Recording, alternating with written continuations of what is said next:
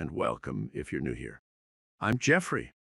We want you to be happy in whatever way you can, from what you've been doing your entire life. Make it a point to understand that everything begins with your happiness. If you enjoy it, please give it a thumbs up, and don't forget to subscribe. You're ready to embrace your true feelings. So then as you begin to do the work and you begin to change the neurocircuitry, the neurochemistry, the hormones, the energy, and even your genetic expression, as you start changing that, the body goes into flux. There's a reorganization that takes place for a period of time because now you're no longer in the same neurochemical state. So when that occurs, you start noticing that you have new symptoms, or you start noticing that you don't feel well from your medication, or you have an incident, a profound inner event that raises you to a new level of consciousness that you now know on some level you're beginning to heal. We see this all the time. And people say, I don't know what that was, that inner event, that amazing inner experience, that transcendental moment, but something, I felt it in my body. I know my body got a new signal. So now the body's starting to reorganize, right? So when they start to occur, this is where feedback is important. Go to the doctor, and I always say every 3 months. If you're doing the work consistently, look at the measurements. Look at what your measurements are. And when you're finishing your meditation and you lay down, and let's just say your normal blood value should be 100 and you're at 500. And so then when you lay down and you surrender, you just hold 400 in your mind and just let the divine get a good look at that and just surrender it and say, this is my new value. And people start getting super creative in the process. They start to move the needle. So many people do that, and the doctor says, look, I don't know what you're doing, but I think we should diminish the dosage or cut the dosage in half because we've had some really significant changes. I don't know what you're doing, but don't stop doing it because it's working. So I'm more concerned with a methodical, practical approach, step by step, for a person to make their way. Now, the moment the body moves out of the past, the moment we begin to interact with the field, the moment there's a biological upgrade, the moment now the person is conditioning their body emotionally to the future and rewiring their brain, and they're moving into a new state of being, now you know, once that occurs, this is the defining moment. Once that occurs, I know it happened to me with my injury. The moment I started noticing changes in my body after 6.5 weeks of hell, of just feeling like I wasn't getting anywhere. The moment I noticed that pain going away and I could feel my feet differently, that was it. Then I knew that it was going to make a difference. And it's kind of a funny moment, because the moment that happens, you're no longer dreading it and saying, I can't do this, it's not working, it's too hard, I'm bad.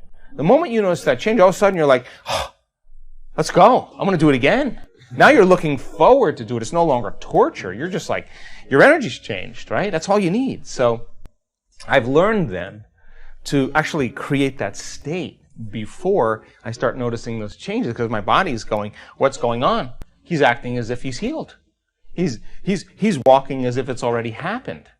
So then every single question here that I've gotten, people need to really come to one of our week-long events, because they need to learn the walking meditation. They need to take their body for a walk and take it out of the past. They got to do that standing meditation so that in their waking day, they're not back to the old programs again. They're walking. It's a new habit. They're walking as it. They're talking as it. They're feeling it. They're thinking as it. They've practiced becoming it. So as you overcome every single day, in time you become somebody else. So our week-longs are a great way for people to practice sitting as it, walking as it, standing as it, lying down as it. They have the opportunity to literally change the habit. And you know, when we're unhappy, we walk a certain way. And when we're feeling sorry for ourselves, our posture changes, and our body changes, and our chemistry changes. So the moment somebody starts taking on a new energy, and they practice that for 2 weeks, They're going to walk from their car to their office.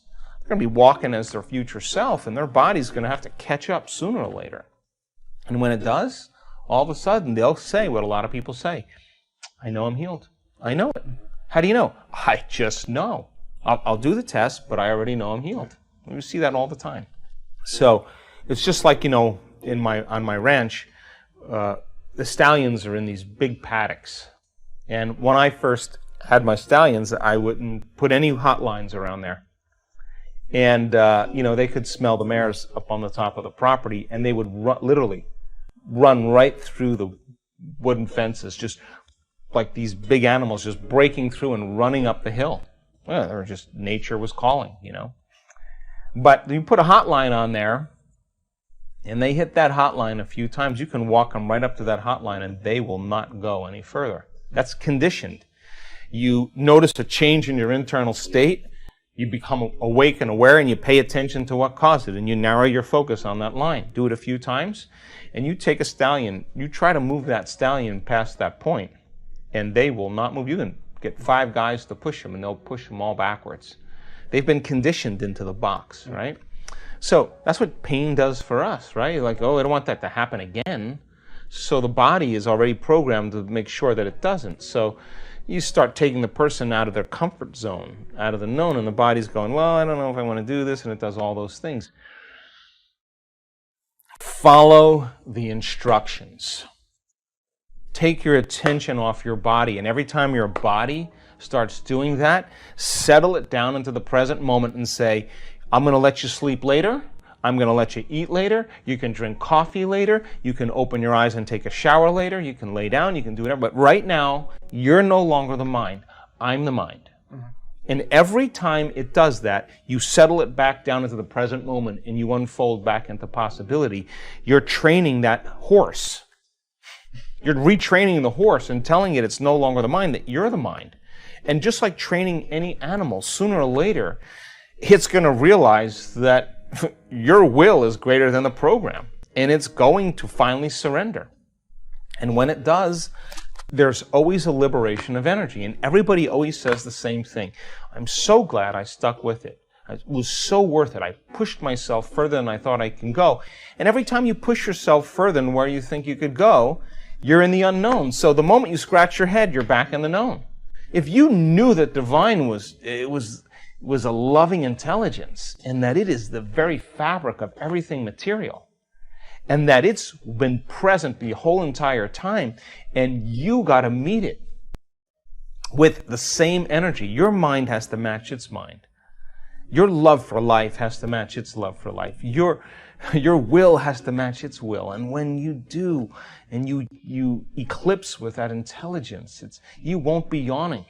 You won't be itching. You will be stunned by its magnificence. So many people they go at it kind of half speed, and they go at it like, I don't want to do this, or I'm tired, or that's the body-mind talking as they go into it unconsciously. But if you knew that you could create something new by changing your energy, and that you could connect to this intelligence that's real, what would you bring to the date? You'd be on time. You would be present. You would be engaged. You would bring your best. You wouldn't let anybody or anything distract you, just like your date with a lover. You wouldn't miss that date for anything. You would move mountains to make sure that you had time for that person. We're delighted to see you all the way through the video. If you enjoyed this video, please share it with your friends and let us know in the comments section.